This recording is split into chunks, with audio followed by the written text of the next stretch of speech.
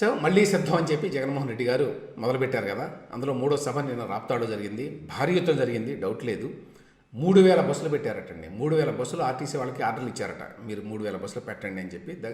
So ప్రభుత్వాన్ని పూర్తిగా ఉపయోగించుకుంటాడు కాబట్టి జగన్మోహన్ రెడ్డి గారి సొంత బలం ఎంత, ప్రజల్లో నిజంగా ఎంత ఆయన పట్ల అభిమానం ఉన్నది, ఆయన పార్టీకి మద్దతు ఉన్నది అనే విషయాలు మనకు ఎప్పటికీ తెలియవండి.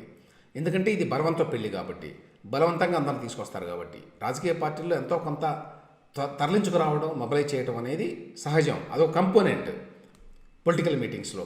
కానీ జగన్మోహన్ రెడ్డి గారి మీటింగ్స్ ఏంటంటే 100% కూడా ఈ తరలింపు వ్యవహారం ఎక్కువగా ఉంటుంది కాబట్టి వీళ్ళలో నిజంగా ఎంతమంది వచ్చారు ఏమిటి అనేది మనకు తెలియదు.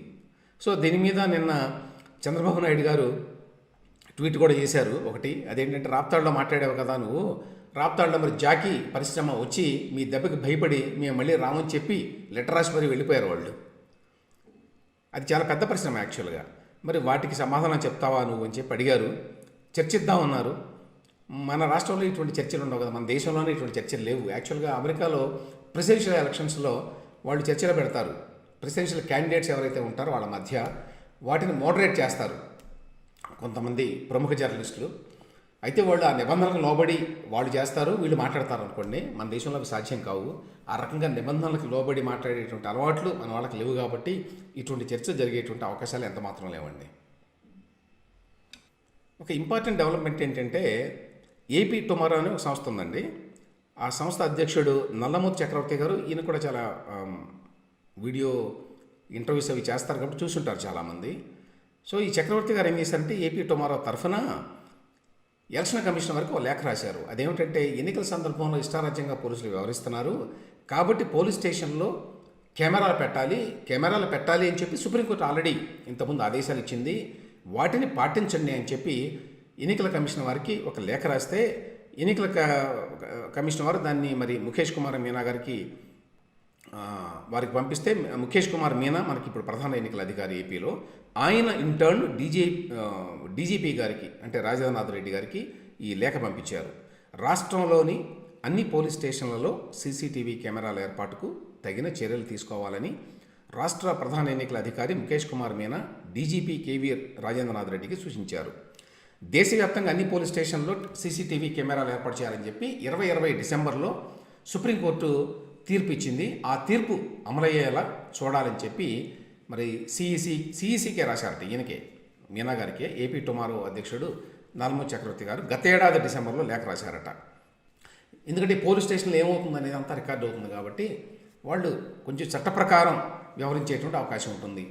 యాక్చువల్గానండి దీంతో పాటుగా చాలా ఇంపార్టెంట్ బాడీ ఓవర్న్ కెమెరాస్ ఉండాలండి. ఇప్పుడు చాలా అభివృద్ధి చెందిన దేశాల్లో, అమెరికా, యూరోప్ ఇట్లాంటి దేశాల్లో బాడీ ఓవర్న్ కెమెరాస్ పెట్టారు. అంటే పోలీసులు డ్యూటీలో ఉండగా ఎప్పుడూ కూడా ఆ కెమెరా పెట్టుకుంటారు. చాలా చిన్న కెమెరా, అదేం బరువు ఉండదు. మీరు ఎవరితోనైనా ఏదైనా కేసుకు సంబంధించి కానీ ఏదైనా మీరు ఆ కార్యక్రమం మొదలు పెడితే, ఇన్వెస్టిగేషన్ మొదలు పెడితే, ఎవరితోనైనా మాట్లాడితే వెంటనే మీరు బాడీ కెమెరాను ఆన్ చేయాలి. అది రూల్ అనమాట. అట్లా ఆన్ చేయకపోతే డిసిప్లినరీ యాక్షన్ తీసుకుంటారు. కాబట్టి మీరు ఎవరైనా ఏదైనా ఇన్వెస్టిగేషన్కి వెళ్ళినప్పుడు, వాళ్ళతో మాట్లాడినప్పుడు ప్రతిదీ కూడా రికార్డ్ అవుతుంది అందులో. దానివల్ల ఏమిటంటే పోలీసులు ఇష్టారాజ్యంగా వ్యవహరించేటువంటి అవకాశం ఉండదు. సో ఈ బాడీ ఓవర్న్ కెమెరాస్ అనేది మన దేశంలో కూడా పెట్టాల్సిన అవసరం చాలా ఉంది. గతంలో నాకు గుర్తు ఏమిటంటే 2014-19 మధ్యకాలంలో బాడీ ఓవర్న్ కెమెరాస్ పెట్టడానికి చంద్రబాబు నాయుడు గారు కొంత ప్రయత్నం చేశారండి ఆయన ప్రభుత్వంలో. కానీ అది సహజంగానే పోలీసులు ఇష్టపడరు. ఎందుకంటే ఒక్కసారి ఆ బాడీ ఓవర్న్ కెమెరా అంటే మన శరీరం మీద ఉండేటువంటి కెమెరా కనుక ఉంటే, అది కనుక అన్ని రికార్డ్ చేస్తే వాళ్ళకి చాలా కష్టం అవుతుంది. ఇప్పుడు ప్రవర్తిస్తున్నట్టుగా చట్టవిరుద్ధంగా అధికార పార్టీ తొత్తులుగా ప్రవర్తించడానికి అవకాశాలు ఉండవు. అందువల్ల బహుశా వాళ్ళు రిసీవ్ చేసి ఉంటారు అప్పట్లో. మొత్తానికి ఆ టైంలో కాలేదు, కానీ ఆ టైంలో ప్రపోజల్ జరిగింది, దాని గురించి చర్చలు జరిగినాయి. ఆ విషయం నాకు గుర్తున్నది.